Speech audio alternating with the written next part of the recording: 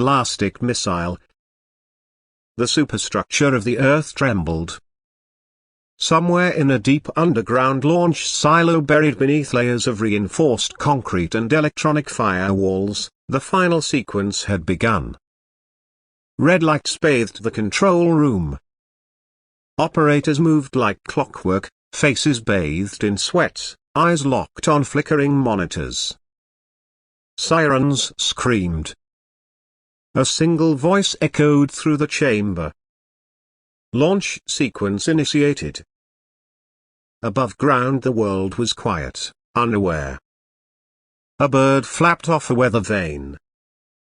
The wind paused. Then the earth cracked open. A fireball erupted into the sky as the Blastic Meszail broke free of the silo, trailing a tail of roaring fire and angry smoke. It climbed fast, piercing the clouds, a titan of modern warfare. Black and silver body glinting in the sun, its guidance fins snapping into place like blades unsheathing themselves. It was not just a weapon. It was a beast born of steel and vengeance. The command center tracked its every move. Its name lit up global satellites. Heads of states were roused from sleep. Emergency hotlines burned with static and fear. Somewhere over the ocean fleets began to move. Radars locked on. Sirens flared in distant cities. The Blastic Meszail had launched. 30 seconds after liftoff it hit Mach 5. The air folded around it. Plasma shimmered across its surface. A sonic boom shattered windows in a village below. Fishermen looked up in awe. Shepherds paused on green hillsides. The heavens split as the missile soared. Its destination was coded deep in its memory banks. Coordinates buried behind encryption. It carried no pilot, no soul, no remorse. Only mission. Only fire. It carried a warhead capable of reshaping borders, of shattering concrete and silencing entire skylines. A weapon designed not just for destruction but for dominance. Inside the missile its systems came alive. Pressure sensors adjusted flight. Atmospheric resistance was calculated in real time. The missile thought faster than a supercomputer with instincts trained for one thing: impact. Detonation. Finality. High above the clouds fighter jets scrambled. 5 of them formed a spearhead formation in pursuit. But the Blastic was untouchable. It maneuvered with impossible grace. A sudden roll. A climb. Then a dive through wind shear that would tear wings off any manned craft. The jets turned back. Defeated by physics. On the ground in a military bunker a general watched the trajectory. "We have one chance to intercept," he growled. "If it passes Sector 9 we're done." The order was given. From a stealth cruiser floating in the Pacific an interceptor missile was launched. It screamed into the sky a narrow dart of hope. The world held its breath.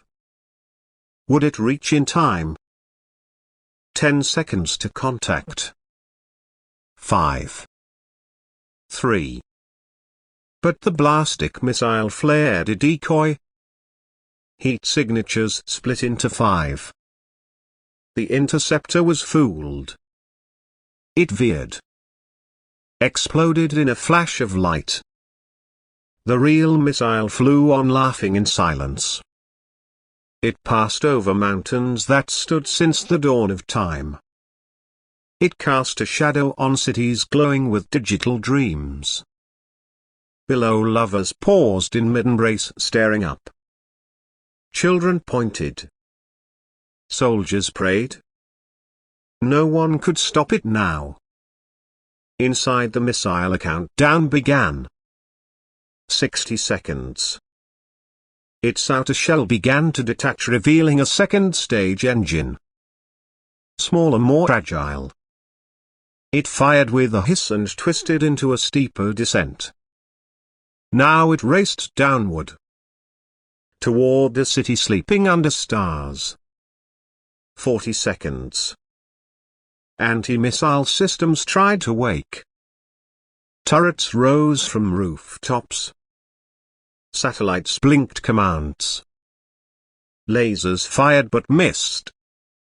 The Blastic was no ordinary projectile.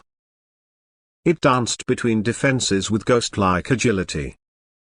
30 seconds. It crossed a river, reflected in the water like a falling god. Its engine screamed. Buildings lit up in its path.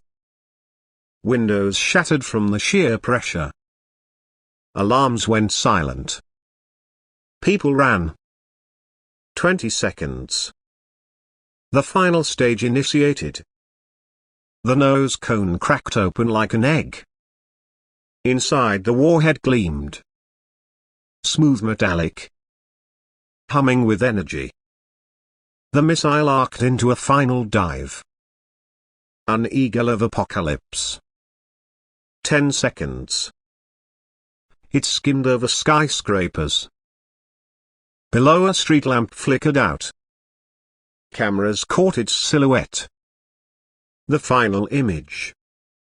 The birth of annihilation. 9. 8. 7. Time slowed. The world seemed to pause. The ocean stopped moving. The stars blinked. A child looked up through a telescope. A man clutched a phone, never to finish his call. A woman screamed a name she would never say again. 3. 2. 1. The impact was lightless. Silent. For a moment nothing happened. Then the ground rose in a sphere of white. A dome of vapor. Light brighter than the sun blinded eyes hundreds of miles away. Shockwaves rippled outward, shattering steel, bending trees, flattening souls. A crater bloomed where once there were houses and hearts. Silence followed. Then the roar of wind. Fire curled upward into the sky, painting it with colors not found in nature. The missile had done its work.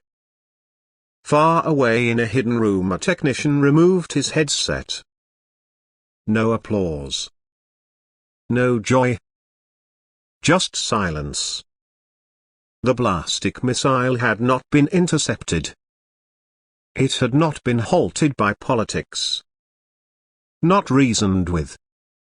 It had flown with the will of gods and burned like one. The map of the world had changed. But this was only the beginning. In another part of the earth, deep under desert sands, another silo began to open. A new missile stirred in its cradle. Blastic 2. And the countdown began again. Let me know if you'd like this turned into a visual storyboard, comic panels, or want a translation into another language like Urdu, Arabic, or Thai.